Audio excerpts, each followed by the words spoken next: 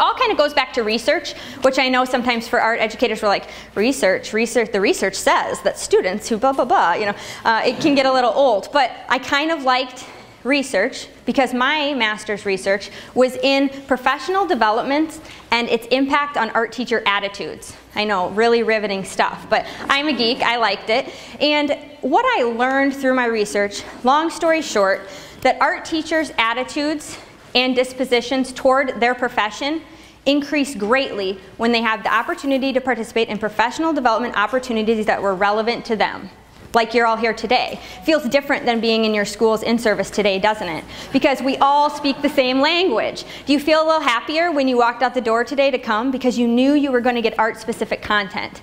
And so this is what I was trying to get the bottom of, and more than anything it was sort of a advocacy tool to say, hey, can the art teachers meet instead of being in this PD? Can we meet together instead? The research says that, and it worked. So it's kind of a fun research to take part in. And one interesting thing that I want to point out is I brought this research idea to my administration, my curriculum director, and I said, this is what I'm doing. She goes, I've never thought about attitudes.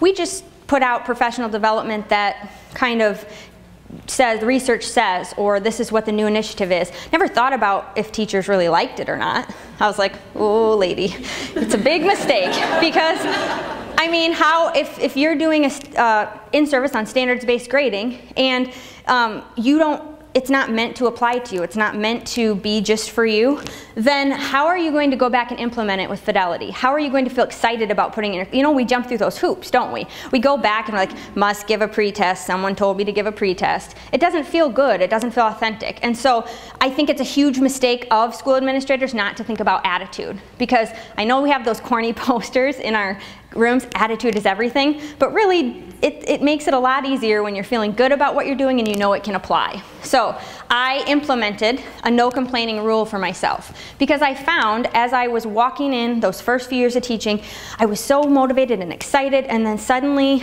everything started to drain the life out of me. I started to not like teaching art because everybody was kind of negative and complaining, and now we have to do this, and they said, and we're going to lose this, and all the budget cuts, and it was very hard. And so I put a sticky note on my laptop, said no complaining, and I said to myself, all right, I'm not going to focus on the negative. I'm going to focus on what I can control, and I'll get to that, and it's teaching art, teaching kids, and getting back to those passions.